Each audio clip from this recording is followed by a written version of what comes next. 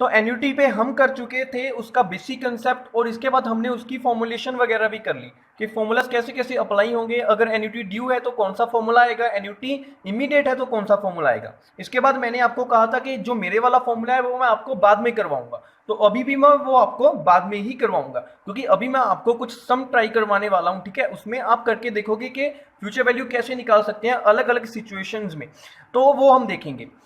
तो यहाँ पे मैं ये बात करने वाला हूँ कि अगर हम फ्यूचर वैल्यू निकालते हैं तो अलग अलग सिचुएशंस आ सकती हैं, जैसे कि सिंकिंग फंड जैसी सिचुएशन।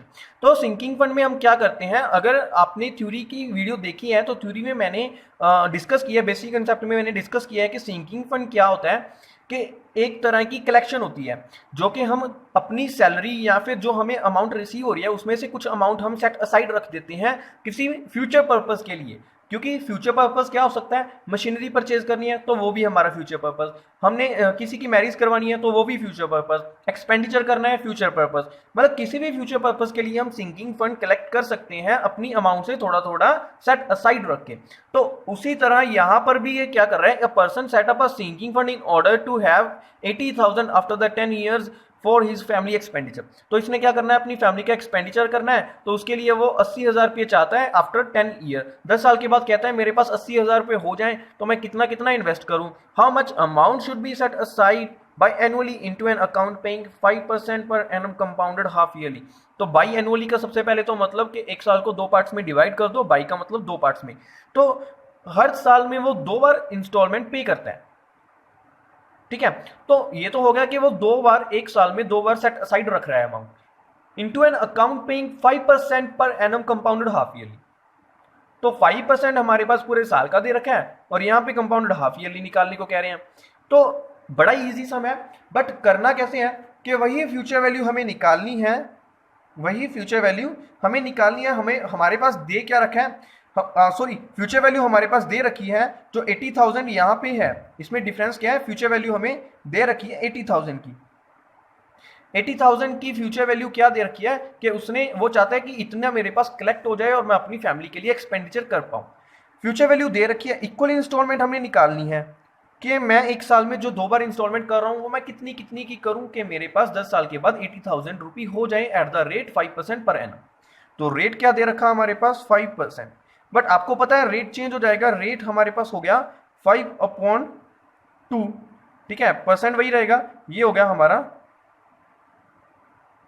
हाफ ईयरली, ये क्या था हमारा ईयरली, ओके, ये हाफ ईयरली हो गया, ये ईयरली हो गया।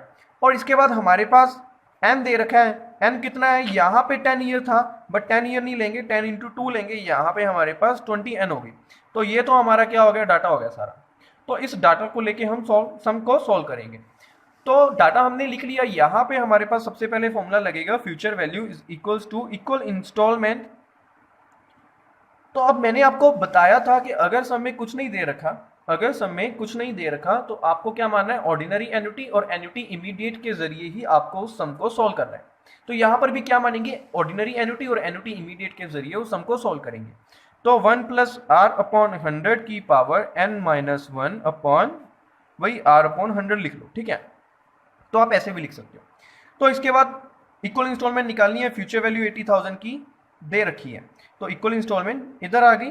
तो यहाँ पे सॉल्व करने के लिए 1 प्लस आर कितना था 5/200 आ जाएगा, यहाँ पे n कितना 20 माइनस 1 अपॉन ये वाला, ये भी 5/200 हम लिख सकते हैं, ओके, क्योंकि रेट हमारा 5/2 था तो 5/200 हो गया। तो इसके बाद क्या करना है, इसको सॉल्व करना है। सॉल्व किस पार्ट को करना है, इस पार्ट को सॉल्व करना है सिंपली। तो इस पार्ट को सॉल्व करने के लिए हम कैलकुलेटर पे सॉल्व कर सकते हैं। 1.05 आ गया हमारा, 1.0 नहीं सॉरी 5/200 प्लस 1, तो 1.025 आ गया। 1.025 इसका 20 टाइम्स करना है। 20 टाइम्स कैसे करोगे, आपको पता है ना कैलकुलेटर पे, यहाँ पे 21 आना चाहिए तो भी आपका 21 टाइम्स हो जाएगा। तो अगर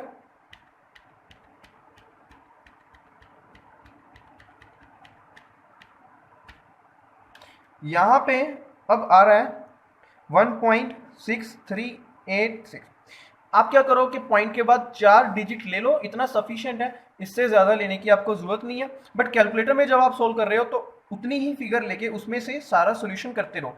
जैसे कि अब मुझे -1 करना है, डिवाइड बाय क्या करना है, डिवाइड बाय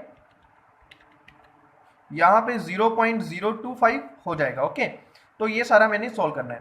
तो अब क्या करूंगा, 1 डिवाइड बाय 0.025, तो ये मेरे पास आया 80,000 इक्वल इंस्टॉलमेंट EMIs। ओके, तो यहाँ पे आ गया 25.544।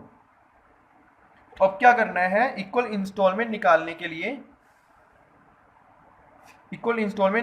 लिए, 80,000 डिवाइड बाय 25.544, ये मैंने कर लिया 25.544। तो मेरे पास यहाँ पे आ रहा है